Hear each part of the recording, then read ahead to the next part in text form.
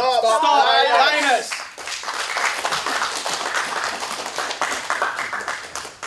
Okay, thank you. Thank you. My name is Tan Bun Teet. I'm the current chair of Save Malaysia Stop Lynas. Many of you might be quite confused. There are so many groups out there, but I just want to let you know that we are happy that so many people have taken an interest to fight Lynas. So we all work in our different ways, but our common goal is to stop Lynas. All right, I would like to review.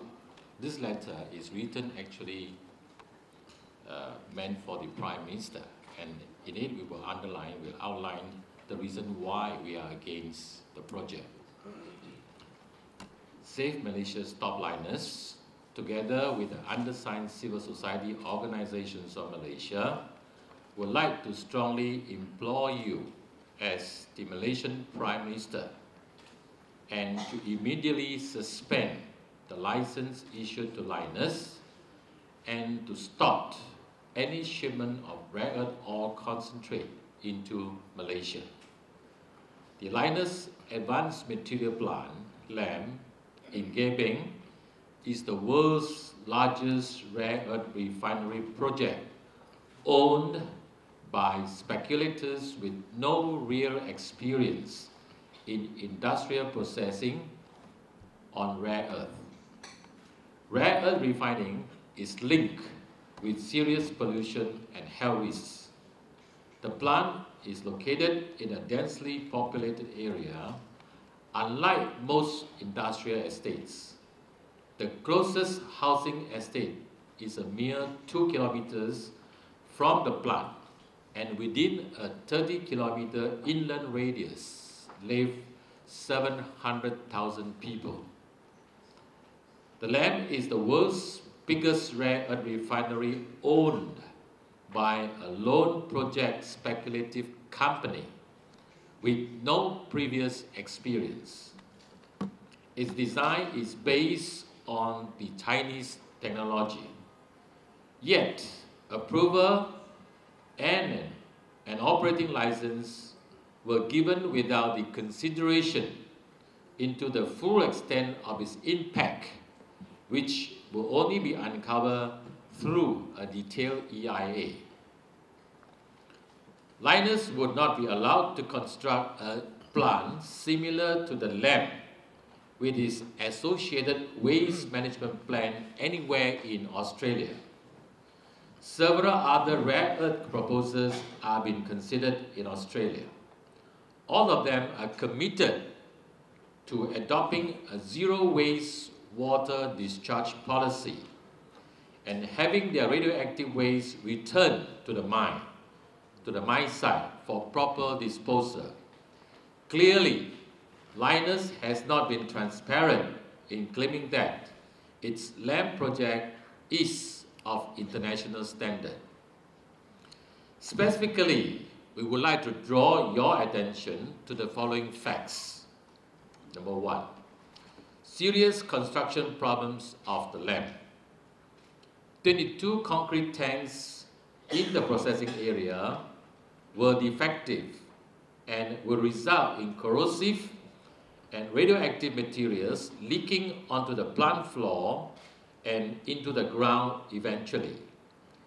These tanks were not moisture-proof, which is a standard engineering practice for this kind of plant. It is especially essential in the damp, swampy environment. We have and continue to receive confidential accounts of failed electrical wiring and installation, failed hydro tests where major tanks with structural cracks and leaks were detected, broken underground water pipes that need to be redone, and so forth. A large section of the plant has sunk. Many of these defects could not be easily fixed or safely repaired. Lynas is believed to have glossed over the problem and have summarily covered up the defects. The full extent of the construction defects and design problems can only be uncovered by a thorough, independent engineering audit. Number 2, the absence of a scientific consensus on what is a safe dose of radiation exposure. There are increasing medical and scientific evidence that prolonged exposure to low-dose radiation is harmful. Lynas has conveniently ignored this risk, and the IAEA had glossed over this point without any substantial reason.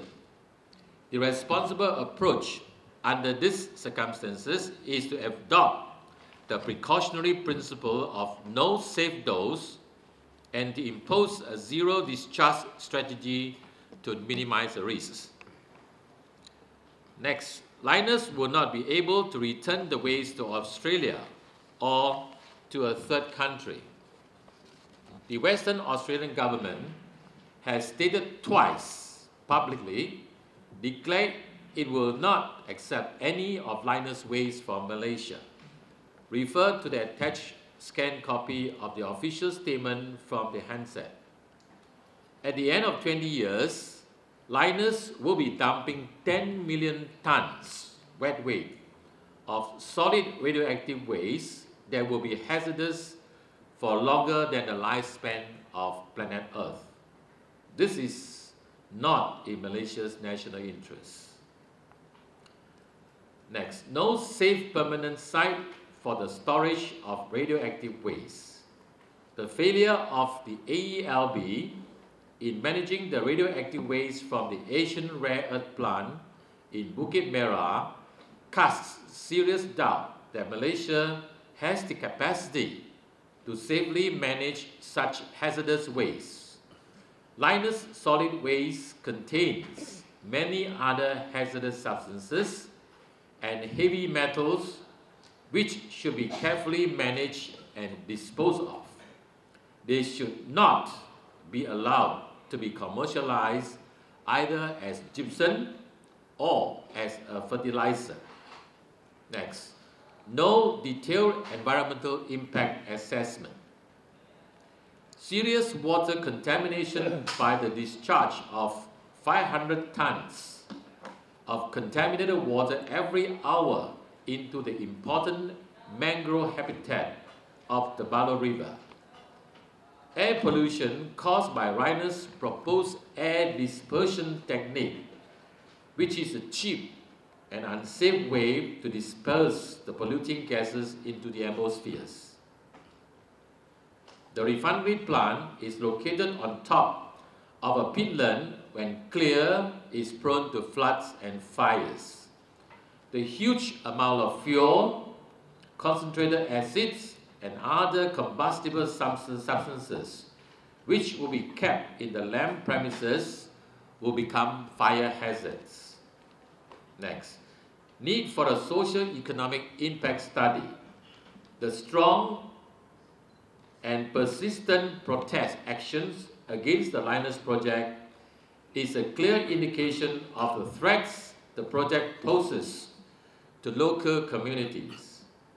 Our fears are due to the potential loss of a safe environment to live in, potential loss of incomes, and decline in the tourism industry as well as the property market. Furthermore, outward migration of families from well-educated and high socio-economic background from Kuantan will lead to a further brain drain of people who have invested for over a generation and contributed much to the prosperity and development of the town and the state. Next, Lynas' unrealistic timeline and incompetence. Lynas has promised an unrealistically early production date for September of 2011 to be the first outside of China to supply rare earth oxides. In truth, Lynas has conveniently deceived its investors by attributing the delay to the protests and the licensing delay. the AELB has persistently assisted Lynas by making contradictory public statements, both declaring the granting of the license for the benefit of Lynas, just to deny it in another time to appease the angry Malaysian public. Had Lynas admitted to its own failure, its stock would have slipped to a dangerously low value, potentially sending Lynas to bankruptcy. Next, economic activity spin-off from the LAM will be limited. Socially responsible and ecologically conscious corporations and investors will not want to associate its operations with or next to a controversial hazardous plant like the LAM. Decent companies with a clean and green reputation would not risk locating their plant close to the LAM nor source their supply from Lynas. And finally, Malaysia risked gaining a bad reputation as a haven for toxic projects. The massive amount of waste, in particular contaminated air, 90,000 cubic meters an hour, and water, 500 tons an hour, which will be discharged into the natural environment, has the potential to contaminate a wider area of coverage, thereby posing potential threat to lives in the neighboring countries. By accepting and facilitating the Lynas project, Malaysia has essentially opened its door to polluting industry, escaping tight scrutiny and carbon tax from industrialized developed countries, forced to cut down their carbon pollution from the threat of climate change. We, therefore, strongly appeal to you to immediately cancel all Lynas operations based on the clearly serious, life-threatening consequences it has on the lives and environment of all people in Malaysia. Thank you. Okay, I'm Wong from Malaysia Tini lah.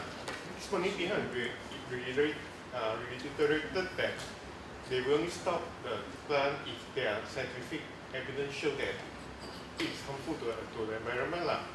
So how do you want to comment? Because they also stress that you have to show the scientific evidence to prove it, especially those who oppose the plant. This is an interesting question. Why the government should scientifically prove that it is safe, and that was what Prime Minister claimed that to be safe. And it's not for people to prove that it's not safe. Yeah. So the onus is on the government, not on the people. And we have repeatedly raised these questions, provide information to the relevant department, especially AELB. And as you can see from the statement they made so far, they have not been responsive. And just to let you know, SMSL has engaged Minister Dato Seri Dion Lai and also the President of MCA, Dato Seri Chua Soy Lek. And Dato Seri Chua Soy Lek insists that we should base our conclusions on scientific facts. And I have personally emailed him all the scientific facts. And when I asked him for his personal assistance, asked him for a reply, till today, I have not received a reply. And he came out and said that the thing should be based on science and facts, when in fact, he has been given the scientific data and arguments by me personally. If necessary, I can provide you with all the documents that I provide him with. This is something that was not covered nor mentioned before, or I have mentioned it in other press conferences but were not reported.